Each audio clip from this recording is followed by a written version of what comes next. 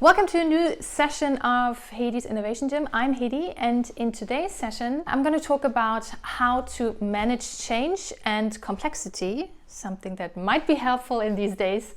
And I'll share with you 5 ingredients to sort of surf the wave of transformation. They're almost like a checklist, like 5 things you need to pay attention to. So everyone is on board, everyone is aligned, motivated to follow you, because there's nothing worse than a change process and nobody knows what it's for and where they're going to. And also share, and that might be even more valuable to you, what happens if one of these ingredients are not taken care of. So it's also for you to analyze where you're at currently and what might be missing, what might be weak and should be improved so you can thrive. This framework that I'm going to share with you was originally created by Knoster, and 1000, and thanks to them we as innovation trainers have been able to help organizations manage their change processes way easier, and this is what I'm going to share with you today. Let's start right now. Wait, before we do, please subscribe to this channel if this and innovation and design thinking tools, mindset and strategy is of value to you. And also don't forget to hit the bell to get notified each time I post a new session, which is Tuesdays. Now let's get started straight away. So I'm going to share with you the ingredient and what happens if you are lacking it. So first and foremost, the ingredient, the base of everything you need to have is a vision. Your perfect picture of your desired reality in, let's say, 5 to 10 years. Your dream with a deadline.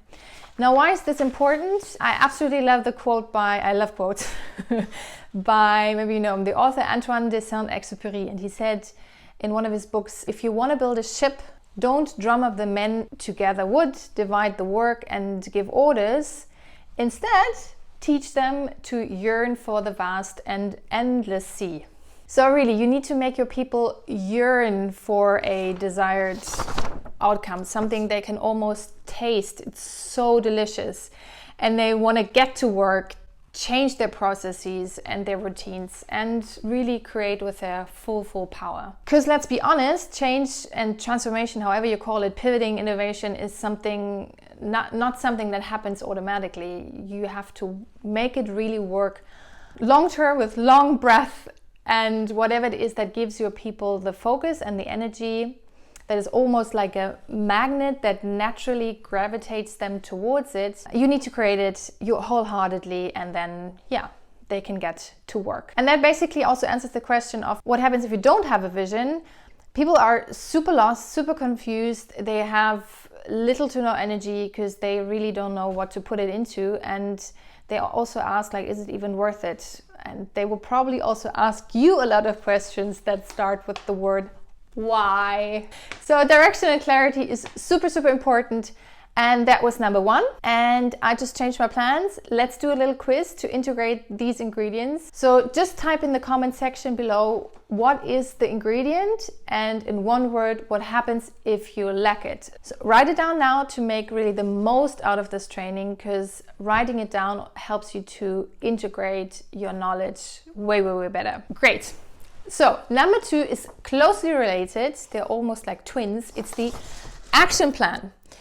Another cool quote, or actually it's a Japanese proverb. It goes something like, vision without action is a daydream, and action without vision is a nightmare. So true. What is an action plan, or what is a good action plan? Well, obviously it's really the start of every process, and it also then keeps you going. It's something that gives you the direct steps, what will happen within the next weeks and months.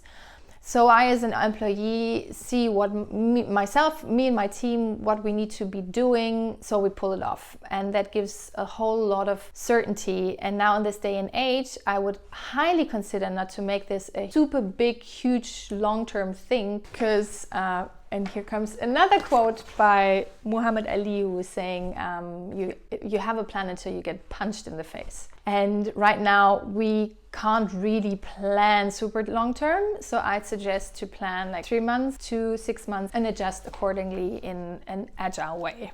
What happens if you don't have an action plan?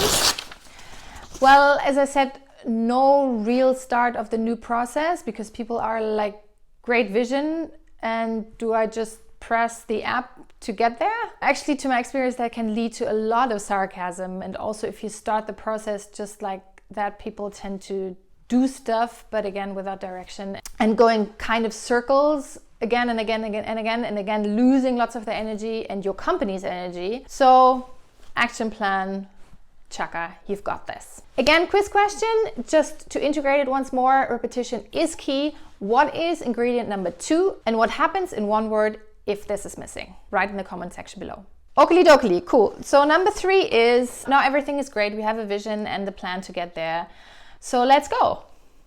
How exactly? Don't know. Do you know? No, I don't know. Who knows? What I mean is, if you don't have the skills in your company or people who temporarily give you the skills to go through or create this new process or this new reality, this change, there would probably be a lot of insecurities and anxieties even. So if you want to be more agile in your company, you want to establish your innovation processes, make sure to have people join you that are experts, but way more important than that, make your people become experts. Every single one of them. Make sure everyone has the skill set you need to thrive in this ever-changing world. That it becomes really part of the DNA and not some kind of project, because otherwise what happens is you get people like me, like us, and then we co-create new processes. There is momentum, and when we leave, it like totally collapses. So make sure you train your people along the way and hire people who support you long term. So again, quiz.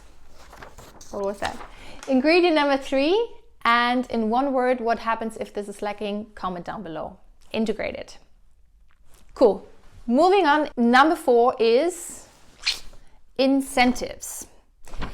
Meaning some kind of recognition. Now we quickly believe probably that it is all about like compensation, like raises or bonuses, but I've actually never experienced that this is the best option. Especially not when it comes to like long-term, purposeful change process into a new, better reality. And to my experience, that's more like old world thinking and not really motivating for people. If you think money, sure, rather think profit sharing, because if I'm a kind of a shareholder of the company I work for, well, I make sure probably that I put in some effort so we can succeed. It's more like fostering more like this we feeling, but also more than that, think about appreciation and praise. Like if they like that, of course, and if it's not demotivating, publicly praise them. Publicly praise your employees or let them present their work and then get praised by their peers. Really anything that increases the feeling we're in one boat and I'm a valued part of this boat and I'm seen for my efforts. Make sure you do that, like,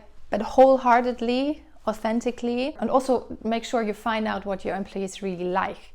Because the little anecdote, I had once a bunch of leaders who wanted to motivate their employees. Great thing. And the way they wanted to do it is by doing regular shout outs in the cafeteria in front of everyone. But that actually caused huge embarrassment and actually decreased the effort, because that was the leaders' ideas. They would have loved to be praised like that, but the employees were like a totally different generation and really were put off by that. So make sure you know. And again, what happens if you leave incentives out of the change equation? You probably get, again, a lot of why question. Why should I put my energy into this? Well, I can just sit here and wait and see and let you do the work and I'll get my salary. I'm exaggerating, of course. No incentives can lead to really resistance and inaction. So once more, again, number 4, what is it? Do the quiz. And what happens if that's not super duper up to